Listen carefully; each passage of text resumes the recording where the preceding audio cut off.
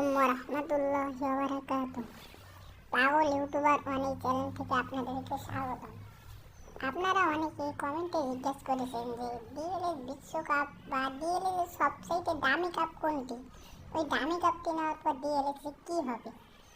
তাই আমি আপনাদেরকে দেখাচ্ছি ডিএলএস এর মধ্যে সবচেয়ে দামি কাপ কোনটি।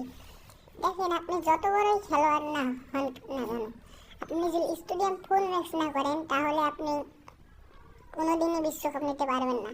আপনি যত ভালো খেলোয়াড় হন, আপনি যতই অনেক দিন ধরে খেলেন, আপনাকে স্টেডিয়াম ম্যাক্স করতেই হবে। এই দেখেন, আমার স্টেডিয়াম কিন্তু ম্যাক্স করা আছে। আমি যতটুকু পাচ্ছি কয়েন দিয়ে ফুল ম্যাক্স করছি। আমি স্টেডিয়াম ম্যাক্স করার পর আপনি সহজেই বিশ্বকাপ খেলতে পারবেন। দেখেন, আমি যখন ম্যাক্স করেছি তখন আমি অনেক তারই বিশ্বকাপ পাইছি।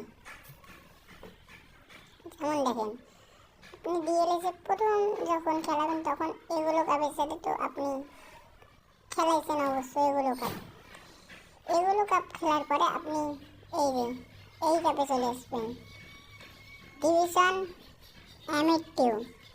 তারপরে আপনি ডিএলএস ডিভিশনে চলে যাবেন 4, তারপরে 3, ডিএলএস ডিভিশন 3, তারপরে ডিএলএস ডিভিশন 2, তারপরে ডিএলএস ডিভিশন 1, তারপরে আপনি এই যে সেলটি এই কাপটি পাবেন, সেলটি এই কাপটি।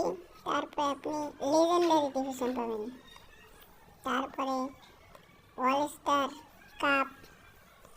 স্টার কাপের পর আপনি এই বিশ্বকাপটা পাবেন। এই যে এইটা আমি 4বার পাইছি এই বিশ্বকাপটা।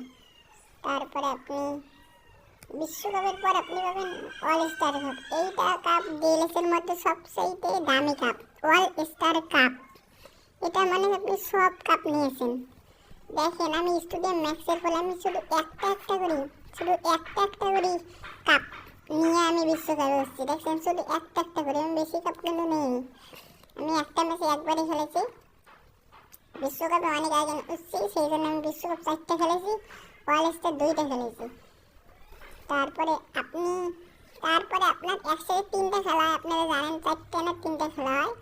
ওগুলোর মধ্যে প্রথমে আপনাকে দেবে, প্রথমে এই কাপের খেলা হবে, তারপরে আপনার এই কাপের খেলা হবে, তারপরে এই কাপের খেলা হবে, বুঝছেন।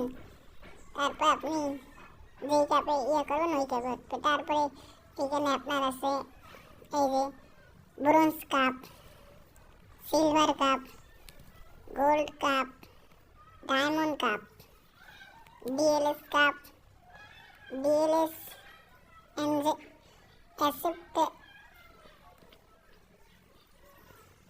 এসএমবি কাপ, তারপরে আপনার এইটা কাপ, তারপর ডিভিশন কাপ। এরকম করে বলে সব বিশ্বকাপ আপনারা জানেন না, এইটা আসছে বিশ্বকাপ, এই বিশ্বকাপটা, বুঝছেন।